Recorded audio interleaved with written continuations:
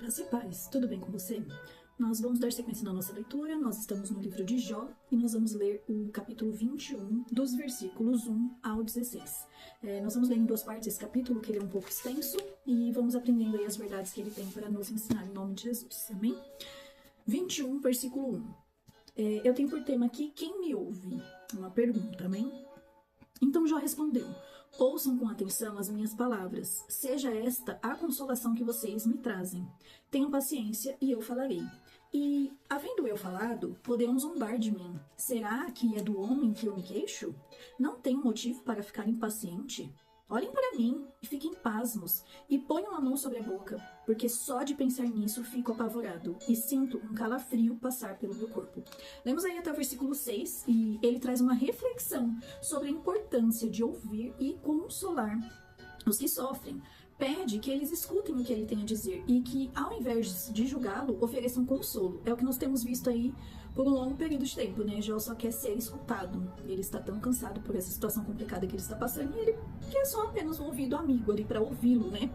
Muitas vezes a pessoa que sofre, ela só quer ser ouvida, né? Devemos apoiar, ser solidário, oferecer ajuda aos outros, sem julgar ou impor soluções. Afinal de contas, como é fácil a gente pôr solução no problema do outro, né? Às vezes, para o nosso próprio problema, a gente não consegue solução. Mas do outro, parece que fica tão prático, né? Meu Deus.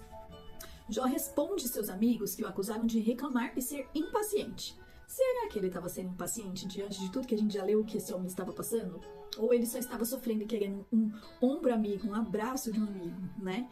Porém, a queixa dele é para com Deus. Ele não está se queixando para esses amigos. Como eu disse aqui em outra ocasião, ele rasgou o coração ali com aquilo que ele estava sentindo.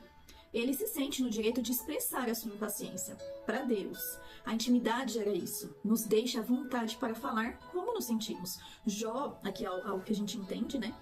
Ele tinha essa proximidade de Deus, ele era um homem temente a Deus. Então, ao momento que Deus o permite assim ser provado a tal ponto que ele se sente no direito de falar: Deus, eu não estou aguentando mais. E tá tudo bem por isso. Quando a gente tem essa intimidade com Deus, a gente deve fazer esse tipo de exposição a Ele mesmo, né? Devemos nos colocar no lugar de servos e falar: Senhor, eu não suporto mais, não tô aguentando mais, e tá muito pesado para mim. Ainda que Ele saiba aquilo que a gente pode suportar, Ele também quer ouvir de nós como estamos nos sentindo. Jó observa que seus amigos deveriam estar surpresos com a sua condição e não criticá-lo, já que ele passa por tão grande sofrimento. Então imagina, esses homens vieram ao encontro de Jó para encontrá-lo ali, né, visitá-lo, sabendo diante de tudo que aquele homem tinha passado, né? E quando eles chegam, eles ficam em silêncio, eles passam ali 7 dias e 7 noites em silêncio. E aí quando Jó fala, né, como eu disse que era um costume da época, Jó precisava falar primeiro, a pessoa que sofria precisava falar primeiro, eles esperam, quando Jó fala, eles começam ali meio que um ataque atrás do outro, né? E ele não queria críticas, ele só queria ser ouvido, ele estava sofrendo, talvez ele só queria um abraço, uma palavra de conforto no momento da dor, né? A impaciência é uma emoção natural e que podemos expressá-la a Deus sem medo de sermos julgados ou condenados. Deus é misericordioso e podemos nos expressar, desde que seja com sinceridade no nosso coração. A gente pode expressar aquilo que a gente sente a Deus. A gente só deve fazer isso com sinceridade. É a única coisa que nós devemos fazer. Nós podemos sim expressar nossos sentimentos ao Senhor. Grave isso. A presença e a compaixão são mais importantes do que as palavras no momento de sofrimento. Você provavelmente já passou por uma questão difícil, um sofrimento, ou já passou por alguém com esse momento difícil, uma perda de alguém, uma situação muito complicada. E às vezes você não tem palavras para dizer para essa pessoa, porque no meio de uma perda, por exemplo, você não tem muito o que dizer. Mas você vai e abraça essa pessoa, e essa pessoa se sente ali acolhida. Quantas vezes um abraço cura tantas dores, né? Que possamos ser essa pessoa que tem mais presença e mais compaixão, né? No lugar de julgamentos ou palavras bonitas. O sofrimento pode ser intenso e debilitante, mas em Deus e em bons amigos podemos encontrar conforto. Como eu sempre digo aqui, encontre amigos de Deus. Tenha amigos de Deus, amigos que você pode desabafar no momento da sua dor, amigos que você pode contar no dia difícil, porque esses amigos podem nos tirar de situações bem intensas e complicadas. Nós vamos ler aí agora dos versículos 7 ao 16, amém? Vamos seguir aqui a nossa leitura. Como é que os ímpios continuam vivos, envelhecem e ainda se tornam mais poderosos? Os seus filhos se estabelecem em sua presença, e os seus descendentes diante dos seus olhos. As suas casas têm paz e estão livres do medo, e a vara de Deus não os fustiga. Os seus touros geram e não falham. As suas novilhas têm a cria e não abortam. Deixam as suas crianças correr como um rebanho. Os seus filhos saltam de alegria, cantam com tamborim e harpa e alegram-se ao som da flauta. Passam seus dias em prosperidade e em paz descem à sepultura. Aqui ele está falando coisas que acontecem com os ímpios, tá? O subtítulo que eu tenho aqui da minha Bíblia é Os maus cantam e se alegram. Esse é o subtítulo aqui que tem na minha Bíblia. 14. E são estes os que se dirigem a Deus dizendo: deixa-nos em paz, não queremos conhecer os teus caminhos. Ou seja, os ímpios que estão prosperando dizem a Deus: não queremos conhecer os teus caminhos. É isso. Quem é o Todo-Poderoso para que o sirvamos? E o que ganhamos se lhe fizermos orações? Vejam que não provém dele a sua prosperidade, longe de mim o conselho dos ímpios. Aqui já está falando que os ímpios acabam prosperando, né? Esses versículos aí que nós lemos até o 16, nós lemos, tá? Apresenta o argumento de Jó em relação à prosperidade dos ímpios. Ele diz que os ímpios, ao contrário do que os seus amigos ali descreveram, eles vivem, muitas vezes, em prosperidade até uma idade avançada, com seus filhos ao seu lado e não sofrem punição divina. Aqui fala bastante sobre coisas materiais, né? Eles crescem, os rebanhos ficam ricos, né? Suas casas têm paz, seus filhos se estabelecem, descem a sepultura em paz, enfim. Então tá falando aqui disso, né? Dessa parte da prosperidade. E nós falamos aqui, né, anteriormente, que a prosperidade não é somente financeiro, né? Muito pelo contrário. É você estar plenamente em paz em todas as áreas da sua vida. Isso sim é estar próspero, né? É você ter uma vida ali com Deus, uma vida estabilizada em todas as áreas da sua vida. Na sua saúde, na sua vida financeira, no seu trabalho, na sua vida social, na sua casa, na sua família, né? Isso sim é uma prosperidade, né? Não é ter uma carteira cheia, uma conta cheia de dinheiro. Isso é muito pouco, né? Perto do que o nosso Deus pode nos dar, né? E aí Jó apresenta aqui, né, nesses versículos que a gente leu, o contrário daquilo que eles falam. Eles falam que o ímpio, a vida do ímpio é breve, né? Nós lemos aqui a brevidade da vida do ímpio, né? Que eles vivem como acabam vivendo e a vida deles é como um sopro, enfim. E Jó traz uma outra perspectiva, né? Que eles vivem em prosperidade até uma idade avançada, com seus filhos ao seu lado e não sofrem punição divina. Como se Deus não tocasse neles, ou que essa prosperidade, na verdade, não provém de Deus, que é o que Jó fala aqui no final, né? No versículo 16. Vejam que não provém deles a sua prosperidade, longe de mim o conselho dos ímpios. Então, aqui ele também fala que essa prosperidade desses que não querem conhecer a Deus não provém de Deus, né?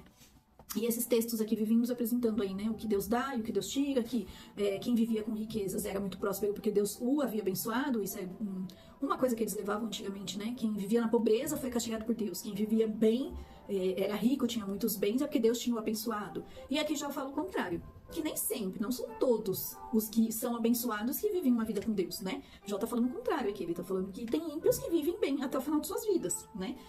A prosperidade dos ímpios nem sempre é a ausência de Deus, de justiça divina, na verdade.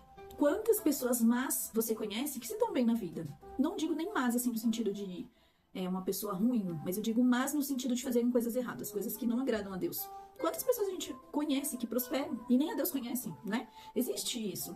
Isso pode ocorrer por diversos fatores. Uma riqueza herdada, uma posição social pré-estabelecida, uma passagem de cargo, né? Uma oportunidade que nós, como cristãos, talvez não aceitaríamos, mas a pessoa teve a coragem de ir lá e aceitar, né? Um suborno, uma coisa, né? Que não fica muito legal aquilo que a gente acredita, né?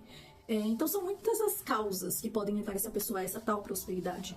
Porém, é uma grande tentação de cairmos no orgulho, levando à arrogância e, consequentemente, desobedecendo a Deus. O dinheiro, ele tem o poder eu acho que de revelar aquilo que está dentro de nós, sabe?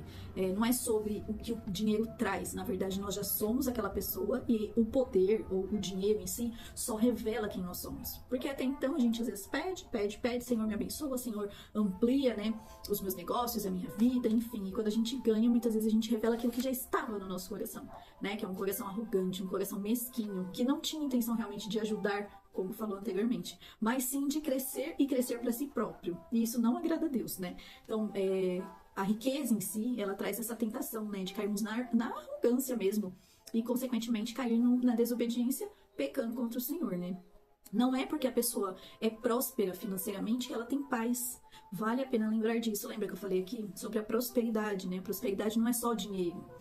Essa leitura também nos faz lembrar que a justiça de Deus nem sempre é imediata ou visível em nossas vidas. A justiça divina é complexa demais para entendermos. Nem sempre, né, aquela pessoa que está ali próspera, recebendo aquilo que você está vendo, ela não está sendo castigada por Deus, né? Às vezes os nossos olhos enxergam só aquilo que a gente quer ver, né? E nem sempre aquela pessoa está vivendo ali uma vida maravilhosa. Às vezes ela já está sendo punida e a gente que não está vendo, né? Quantas pessoas boas aí, ricas, mas vazias, cheias de dinheiro, mas com um vazio dentro de si que a gente sabe que é só Deus que preenche, né? Então, a punição divina, ela acontece de várias formas e não tem como a gente estabelecer aqui um padrão para aquilo, né? O que a gente sabe é que quando a gente segue o caminho do Senhor, a gente vai trilhar bons caminhos com Ele, né? Isso não nos livra, não nos isenta de passarmos por provações. Nós estamos aprendendo aqui com a história do homem fantástico, de um homem magnífico, que nos ensina lições aqui diariamente em nossas leituras, né? Esse homem tão tremendo que foi Jó. Ele foi um homem reto, íntegro, temente a Deus e se desviava do mal. E Deus fala que naquela época não havia outro homem como ele. Então, olha só, Deus dá testemunho dele. E nem por isso ele deixou de sofrer. Então, uma vida com Cristo não nos isenta de sofrermos perseguições, provações, lutas, mas com Deus nós podemos todas as coisas. Se Ele está conosco, nós podemos todas as coisas. Devemos confiar em Deus, mesmo em meio ao caos, em meio ao sofrimento, à adversidade. É aí, como eu disse, né? É aí que a gente prova a nossa fé. Porque reconhecer que Deus é Deus, quando tudo tá bom, quando o mar tá calmo, é fácil, né? Mas quando o mar agita, é aí que a gente revela a nossa verdadeira dependência do Senhor. Que possamos ser cada dia mais dependentes desse Deus tão maravilhoso. Que possamos entregar verdadeiramente o controle na mão dele. Como é difícil, mas nós vamos conseguir em nome de Jesus. Dia após dia, um pouquinho cada dia. E nós vamos conseguindo entregando esse controle. Tirar a mão ali e deixar Deus agir na nossa vida. Em nome de Jesus. Essa é a minha oração para hoje. E que você possa também ser tocado, iluminado e abençoado por essa palavra em nome de Jesus. Que Deus nos abençoe e que até o próximo possamos estar aqui para repartir mais uma porção da palavra do Senhor. Em nome de Jesus. Deus abençoe.